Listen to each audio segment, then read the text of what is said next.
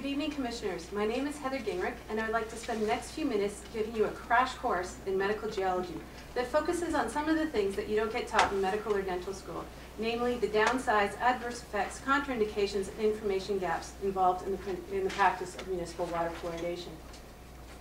I'll begin with the adverse effects on aquatic species of discharging municipally fluoridated water into the Detroit River.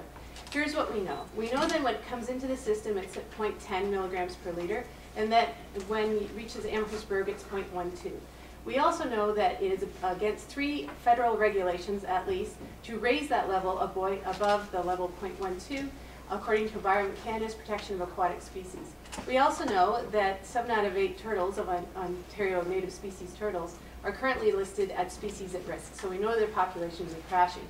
What we don't know is what the level is coming out of your system, and we don't know what's happening along the way. We do know that there's significant input from fresh water along the way from other watersheds, and so that you're likely not in compliance with the Environment Canada standard somewhere along the line. Of course, municipal water fluoridation is not the only source of fluoride into the Detroit River, but it is the one most significant by volume and the easiest to control. From an environmental protection point of view, a compelling reason to stop fluoridation is that it makes it then possible to identify and regulate industrial fluoride polluters.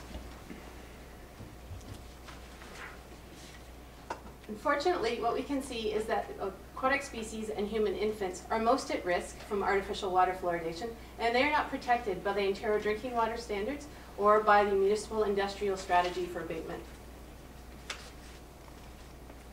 Those that claim that hydrofluorosilicic acid, I'll call it the acid from now on, is not a reason for toxicity or is safe because of 100% dissociation would fail high school chemistry. The contaminants cannot disappear. They merely become charged ions or complexes that are not picked up by ion-specific electrode. And even the US EPA has admitted to Congress in 2001 that they cannot confirm with any certainty that hydrofluorosilicic acid dissociates in real municipal waters.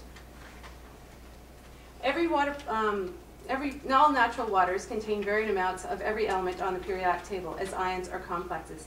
The green squares represent those few elements that are monitored under Schedules 23 and 24 of Provincial Regulations 459 and 170.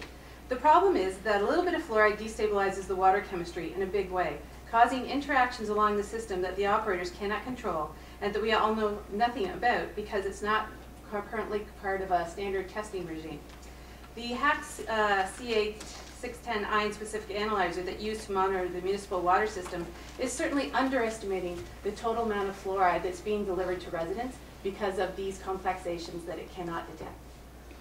But perhaps the biggest risk to human health is that no one really knows what is actually coming out of the residential tap and how it may be interacting with pharmaceuticals, vaccines, and the body's natural hormones, neurotransmitters, and enzymes.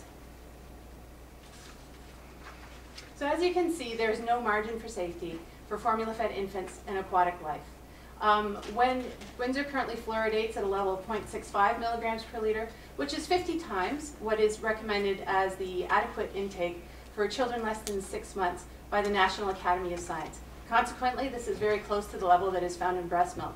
And that doesn't even include anything that you've added from the infant formula, which yields between 0.14 and 0.24 milligrams per liter of fluoride. So really, by stopping artificial fluoridation, you would actually be creating a margin of safety for vulnerable species and in infants, formula-fed infants, that would extend to other vulnerable populations. We are now exposed to 5 times more fluoride than we were in 1971 from all of these sources. But with a noticeable difference between them is that we can control through wise consumer choices what we intake, except for what comes in the water, what comes in the form of atmospheric pollution, and what comes from soil, which is very low.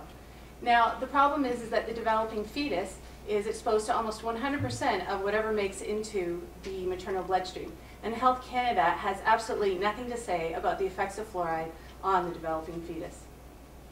So here are some of the minorities that are at risk of fluoride overexposure.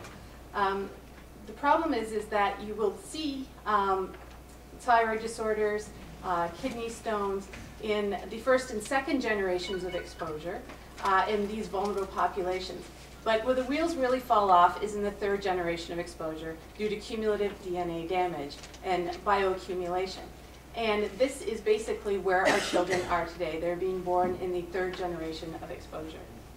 So this is what your medical officer should really be looking for, these different systemic signs. And this has not been done, even though you have been fluoridating continuously for 59 years. No one has ever looked at the incidence of these diseases that are the earmarks of fluoride toxicity in your population. And all of those agencies that endorse municipal water fluoridation cannot be held accountable for the adverse effects that occur in your community. So just to close, in case your head hurts from after all that, that was a lot of numbers, I'd like to close by giving you, putting it into more familiar terms, the logic of stopping artificial fluoridation of Windsor's water supply. Your state-of-the-art water treatment plant has been hauling around the health unit's outdated technology since 1953, and you'd be getting better mileage by simply offloading the dead weight, especially since the Healthy Smiles program is a safer ride for kids, and you're the ones paying for the tow. Thank you.